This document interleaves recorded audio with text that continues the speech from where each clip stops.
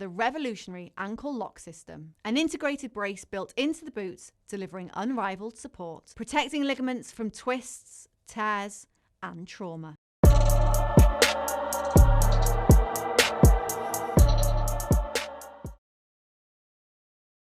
Matt Lenihan for Boxing Social in association with Empire Fight Store, Our Kings. We're joined by the latest podcast star on the scene, Paul Smith. Paul, look, we've been talking a little bit off camera. I won't reveal everything that's going on because I know you're going to do a drop at some point, but you've got a very special podcast coming up, haven't you? Yeah, I've been doing my own little one, but we've been planning one for a long time with the brothers, and it's called not a podcast because it's not really, but it's a chat. It's a chat. It's the four of us around a table with a friend, a guest, a star, a talented person, a funny person, whoever it might be on the specific night. But it should be good. We've done a few already. We've got a few filmed, and it's going to be good. Well, look, I can't say who's been on, but trust me when I say it's just watch out for it. It's going to be unbelievable. It'll be good. You get to see the proper side of the brothers as well. You know, like Callum's never spoke so much in his life on it. Liam's actually polite on it for a couple of times. I mean, Stephen gets his bit in. I don't shut up as always, but arguing with each other on and over who can get a word in. So it's going to be good. It's funny. I think you might need subtitles, but I believe that'll be hard to do on YouTube. But we'll see. I'm sure they manage enough. You know, I always set off camera. Carragher's on every show going at the minute, so they manage with him. Look, before we talk about the IBM while we're here, I want to just touch on next week very quickly. Jake Paul, Anthony Joshua. A lot of pundits saying it shouldn't happen. A lot of people saying not good for his legacy. Where do you stand in this? I don't think me and you have necessarily chopped it up about it. Where do you stand on the whole thing? I've seen you on TalkSport talk about it, but let's talk. We're a week away. I said this recently, and I've seen some dickhead say something about Carl Froch or something like I was giving Carl loads. I haven't got a bad word to say about Carl. I like Carl. Carl's openly saying he would fight Jake Paul, as would I right now in that car park out there for £5 million, and anyone who's ever laced a glove in the country would probably do, from light middleweight to heavyweight. It's Jake Paul, and it should be a relatively easy fight for anyone who's boxed at a decent level. And the money on offer is crazy and life-changing because it's Jake Paul. But I don't criticise Jake Paul in a way that he shouldn't be doing this. I've just said to you, I've started a YouTube channel, I've started a podcast with my brothers, or not a podcast, should I say, and I'm trying to get into the media side because we give a lot of media to other people, boost a lot of channels, happily, by the way, not even being funny saying that, and we still will continue to do so. But we can do it ourselves as well, and there's a little niche in the market, there's a little gap in the market, in that niche, and we want to be involved in things like that. I certainly do, and I'm not one of them who wants to disappear when he retires. I love boxing, I love talking about boxing, I love giving my opinion on it. If it's valued, great. I do it for a living. I'm on TalkSport and I enjoy it, and if I can be paid for the opinion, then why not do it? I've built up a lot of experience in the game to just waste it, throw it away, as have my brothers, and I know especially Callum, he'll disappear the minute he retires, so if we don't get him into something quick, no one will hear off him. You just don't hear off him anyway. He's that quiet. He doesn't want to be sort of seen by anyone. He's been that way since he's been a kid, since he's been 5 years of age. He's the introverted one, isn't he? He's very much introverted, and he's very much antisocial, and I've got a little bit in me, but no one near as much as him. And man used to be the car to the gym. The lads would phone me and go, I'll jump in with you. And I'm like, nah, fuck off, go yourself. I'm driving by myself. I want the hour to myself, just listening to whatever music I want in peace without you in the back farting and making noises and winding me up and that. But Callum's very, very much the introvert. So if we've got something that we can get our teeth stuck into, something that we'll really enjoy as well. We've had a laugh doing it. We've filmed 3 episodes already, and it's hysterical and it's funny, and the guests are good level guests. You mentioned there just on the Jake Paul stuff about anyone from a certain weight who would jump in and fight him for whatever. Sorry, mate. I'm sorry to interrupt you there. I went off on a skew there. My point is, I'm trying to come over to another industry. If everyone in this industry started turning their nose up at me and saying, what are you doing in our industry, this is our industry, I'd be a bit pissed off and I'd be a bit not feeling welcome, whereas I've had nothing but support by people for it, and he's coming over to another industry, he's exploiting an industry and he's making millions out of it, but he's paying his dues while he's going, and he's helping female fighters, and he will help male fighters as well once his promotional label is flourishing and booming again, and he's giving opportunities to fighters and paying fighters. How can you knock it? That's my whole point. Sorry, I went off on a tangent. No, it's fine. No, it linked to what I'm going to say. I spoke to 2 fighters today. I spoke to Conor Ben, who said he's showing the way for other fighters on how you can get some out of this game because Netflix. Yeah, Netflix as well. Netflix from boxing. But he was saying, look, at the end of the day, who's looking after these champions of the bygone era? It's about providing for your families and legacy. And look, the belts are great and they come with it if you do well normally. Yeah. But he's showing you different avenues, etc. You can't hate. Then I spoke to Amir Khan, and whilst he says, look, he's got balls, I can't fault him for that. But in another sense, he says, but are you taking the piss? Yeah. And it's a case of, does Anthony Joshua, for the sake of boxing, this can't go longer than 1-2 at the most, can it? And that's it. Is it balls or is it deludedness, which he has? And I mean that as a bit of a compliment. He is that deluded. He genuinely thinks he can win this fight. You've got to be a bit, haven't you? There's a boxer a little bit, haven't you, though? You'd have to be. You've got to be deluded and you've got to be able to lie to yourself well as a boxer. I'm not injured. I'm going to make weight. I'm okay. I'm fit. I'm not scared. I'm not nervous. I'm not tired. You've got to lie to yourself all the time as a boxer. But there's lying to yourself and there's absolutely hypnotising yourself into believing that you can beat Anthony Joshua, a two-time heavyweight champion of the world, unified and Olympic gold medalist, and you were on the Disney Channel 10 years ago, let's say, or 12 years ago or something. And I'm not disrespecting by saying that either. I mean it from a place of respect, admiration and respect. Yeah. Respect. But look, Anthony Joshua is doing exactly what everyone else would do. No one can knock him for it. If I offer you the chance now to go and make £5 million by having a fight outside with Shannon Briggs and Conor Benn and 3 other people who are standing in, you would do it right now because what have you got to lose? Well, me else. And people saying like he might need the money. If he's got 200 million quid, 300 million quid, 50 million quid more, that they're saying like, what's that going to do to him? That could secure his distant family. He never has to touch that. That could be put on an account and his whole family are on wages for the rest of their life. It's life-changing money for anyone, and that type of money, if you're being offered to fight Jake Paul on Netflix, it can do nothing but boost your career, in my opinion. Unless something bad happens in the ring, which I can't really see. Well, just 2 more on this before we move off it. What's a win for Jake Paul in this fight other than a win? A win for Jake Paul will probably be getting past a couple of rounds, because this should theoretically be over as soon as Joshua lands. One big straight right hand, one nice stiff jab, one left hook. There's a difference in being decent at boxing, and I'm saying decent very, very loosely, and I'm not being disrespectful again or putting them down. There's a difference between being decent in boxing, punching a bag and pads, and beating a few former MMA fighters and an old faded Chavez who didn't try. And there's a difference in punch power between those fighters and Anthony Joshua and an Olympic gold medalist, and getting in there with someone who's the size and the stature of Joshua, the aura of Joshua, who can punch like a mule, who's flattened fellas fast asleep. Francis Ngannou, for example, who's a similar ilk to Jake Paul in the fact that he hasn't had a complete boxing career, but he came from a martial arts background and he absolutely ironed him out in Saudi. I was there watching it ringside. It was a vicious that. It was horrible, and it was a statement, and it was a don't come into my world type of knockout, and I think that's what might happen this time if there's no sort of let's show him a bit of respect and carry him a little bit just for now. Yeah. And I'm not being funny saying that either. It's one of them, you know, with Jake Paul, we can't lie though. No, but with Jake Paul, because he hasn't got that boxing background, it's probably going to make him awkward. And fighters will tell you, when you're in with someone who doesn't know what they're doing, it's very awkward and it's hard to defend against sometimes, because they'll land a shot that you don't know is coming because it's very unorthodox. It's so unorthodox. So it might happen. I can't see it, but I can just see little devastation off AJ as soon as he lands. I saw Carl Froch has done a podcast talking about Anthony Joshua's career, saying, look, this is his career's over, he's in this now for the cash. Is it over, or is this a segue? For Froch? Not for Froch. Froch was Joshua. saying, his career's over, this is for cash. Look, what I saw in his last fight, I saw a few signs of someone who's maybe on the way out, but he could retire any time he wants, but he doesn't want to, he wants to fight on. It'd be interesting to see how he is with Usyk trainers. I really like Joshua, and I'm a little bit guilty sometimes of giving my opinion, being a bit too honest sometimes, but I'm saying it from a place of admiration. I don't want to see him ruin his legacy. I don't want to see him get hurt in a boxing, because it's a horrible place to be in there. You can get hurt, especially at his weight, and especially the magnitude of the fights that he's going to want to fight in. There's every more of a risk of getting hurt. Like with Jake Paul, he's a YouTuber, just come to boxing. Who's to say once the first shot lands from Joshua that he's not going to want to get out? And not like, who's to say he's going to bite down and ride it through? He's not a fighter.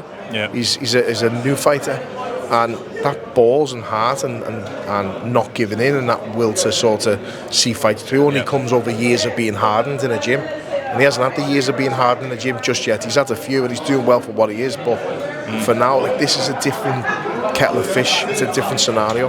It's like a karaoke singer getting up on stage with the Bee Gees or you know what I mean, and trying to like perform and match them vocally. It's like it's terrifying. I want to get your opinion on a scenario that sort of, I wouldn't say dominated, but it's come up a few times, and I did the exclusive with Dalton Smith on this in terms of Subriel Matisse's adverse finding. I think some people were sort of going in on the comments saying, you know, he's a clean fighter, obviously from that part of the world in the camp, but explain this to me. So I was always taught that the New York Athletic Commission was one of the strictest commissions in the world. If a substance is banned on the VADA list, it's banned worldwide, this can't be bought in anywhere by all accounts. Why is there even a slight tolerance for it then in this fight? Because Subriel Matisse, he is within the tolerance of the thing, but what I don't understand is where is the tolerance? Because you either pass or fail. But I don't know, maybe I'm speaking just black and white. The problem with drug testing and failed tests and fighters being able to fight and make money after they've failed tests is lying with the testers and the rules and the commissions and the governing bodies who still sanction these fights afterwards.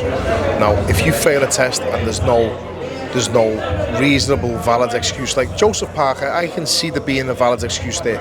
I can see it, because I can't see him taking cocaine the day of the fight. And that's when he was tested, the day of the fight, in competition. So I can't see him taking it within 3 or 4 days that's meant to stay in your system before it. And again, I've never took the drug, so I wouldn't know why anyone would do it. But everyone I've spoke to that has said it's definitely not performance enhancing. If anything, it's the complete opposite. So why would you take it? And if he's counting money and it's on a lot of banknotes, if someone's drank his drink or something. But my whole point of it is, if you fail a drug test, you should be banned for life and make an example of them, or at least ban them for a very long time, a 3 or 4 year ban. No, I felt sorry for Liam Cameron as well, because that one wasn't performance enhancing. That was recreational, and it was out of competition. Now, again, it's not for me, but if you want to finish your fight and then you go and have a drink and let your hair down and whatever you do behind closed doors in your own time as a grown adult, that's up to you. That's not up to the world to know. And I don't think you should be tested out of competition personally. Not that I agree with drugs and not that I'm an advocate for drugs, but does that take away though? Does that take away though? Say we finish a fight this weekend, but I know more than likely I'll fight in 6 months. You have a month off and then you go hard. You could potentially then work a cycle out, couldn't you, in the off season, and the damage is already done. So just test for performance enhancing drugs in the off season. Oh yeah, why would you test for recreational drugs? Oh yeah, no, sorry, I'm missing the point there. Yeah, 100%. No, you're right. Like in the States, I believe they don't test for cannabis no more because it's legalised in most of the states. It's pointless as well. It's pointless testing for it. A lot of athletes use it for recovery. I'm an advocate for it since retiring, in the fact that it will help you massively with your recovery, with injuries, with arthritis, with pain, with hands injuries, mood recovery especially.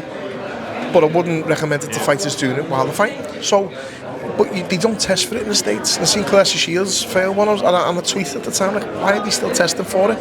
And I walked to the ring fighting Andre Ward in Oakland. First thing I noticed when I started walking to the ring, apart from how like pro-Ward it was it stunk of weed.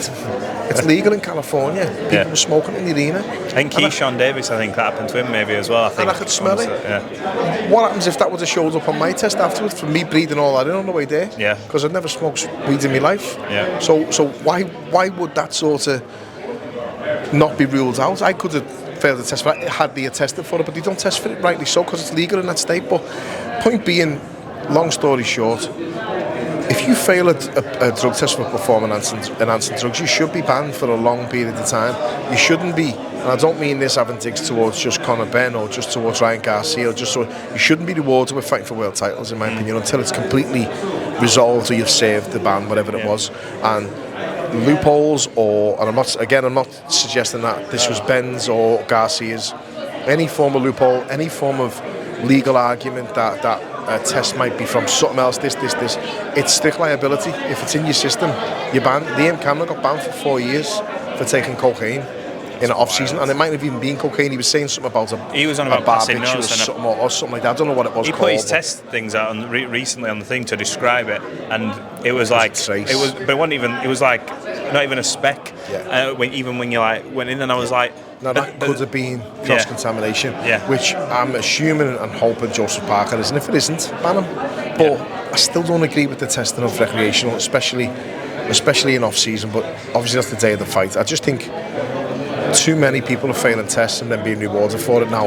If this kid who's fighting Dalton Smith, Matisse is him, if he's failed his test and he still gets allowed to fight, then Dalton Smith should pull out the fight and make a point and make a stand. B samples come back as well, I think, yesterday, and obviously it's the same. Always going to come back the same. We've never seen it. We've never seen it unless there's any sort of madness between labs. That not one test there has been contaminated. If anything's been contaminated, it's the whole entire pot of piss what he's took. But again, back to the commissions. I've seen some commissions walk in a shower and hold a cup underneath the fighter while he's having a shower to piss in because they forgot to do it outside. So all the stuff about cross-contamination, it's not going to be that. It could be very likely cross-contamination with a lot of people because the way they take the tests, it doesn't look sterile. It doesn't look, and this is just what I've seen with my own eyes in a couple of fights. Yeah.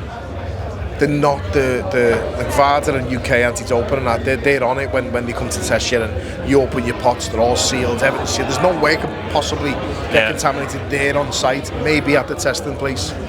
But who knows what happens at the testing place? You know what I mean? I don't think it has your name on, I think it's just numbers, but who knows? You just never know, do you? I mean, you'd assume it's pretty bang on though, wouldn't you? Like this patch is this with this batch. I think it's like anything, mate. I think it's safer to assume that there's a lot of boxers out there who are cheating bastards and they need banning.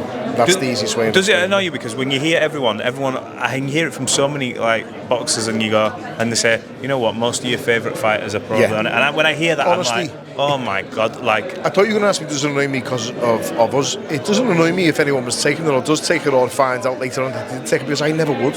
So. Could I have been better if I'd have took performance-enhancing drugs? Absolutely. Obviously. Could I have made weight easy? Could I have been in better shape? Absolutely. But you've got to be able to look yourself in the mirror, and if you look yourself in the mirror and you know you cheat all you have, then that's on you for the rest of your life. But I wouldn't mind looking in the mirror now with 50 million quid in the bank after cheating for a while, to be honest with you. That's the moral debate, you know what I mean? And that's where it's a bit shit, because it shouldn't be the case. It's not a race, it's not someone running faster than someone else. It's a fight, and you can kill someone. And I've said it for years, and you'll have me on record saying it. That's what it's going to take. Someone's going to get killed in the ring one day. I literally said they'll fail a test, and I hope to God it doesn't happen. But I think that's the only thing that's ever going to stop it. I said that to Sonny Edwards. I said, what's going to happen is that will happen. Then you'll get and I say this openly because everyone knows what's going on. Every do-gooder going, oh, now we need to do something. No. We know it's happening, and Sonny says it's probably happened already, and it gets swept because it would bring boxing into. But if it's in the States, it will be manslaughter or murder, won't it? And if it's in the States, because they knock them silly sentences out of 100 odd years, like stay crazy and all that. So it's going to be one of them, unfortunately, where it'll happen. And I just hope like no one that anyone knows or loves or admires, which obviously any boxer will, but like it sounds a bit daft.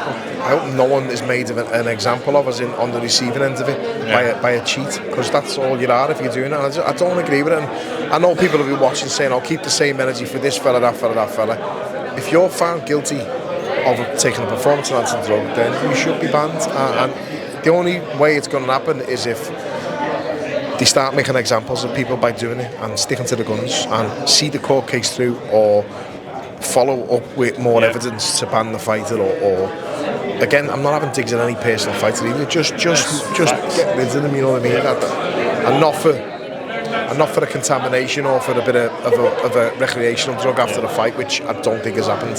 Agree. Well, look, some interesting fights coming up. Well, last one, Shakur Stevenson and Teofimo. Just quickly, just touch on that from the American side of it. When you look at these two fighters, brilliant. Sign me up. Two very, very good fighters. Shakur coming up. Teofimo can be hot and cold, but when he's on it, it's brilliant to watch. And Shakur world class as well. Good fight. Good one to make. Unbelievable fight, and I'm going to be there, and I can't wait. It's an unbelievable fight. It's one I'm really looking forward to. Shakur Stevenson is probably one of my favourite fighters. He's up there in the top 2-3 fighters, current or last 10 years, I should say, and I think he's got everything. But I love Lopez as well, and I think his quality, and I think he's got some brain on him. A bit trouble, but if he's on it, he's on it, and if he's on it on that fight, it's a good close fight. Is it 50-50? In my opinion, if Stevenson's on it, it's a 50-50 fight if Stevenson's on it. Yeah, well, look, we're all looking forward to it. Paul, I appreciate your time, and make sure when the podcast drops to give it a follow, watch, subscribe, and all that jazz. Appreciate it, Paul. Thank you. The revolutionary ankle lock system, an integrated brace built into the boots, delivering unrivaled support, protecting ligaments from twists, tears, and trauma.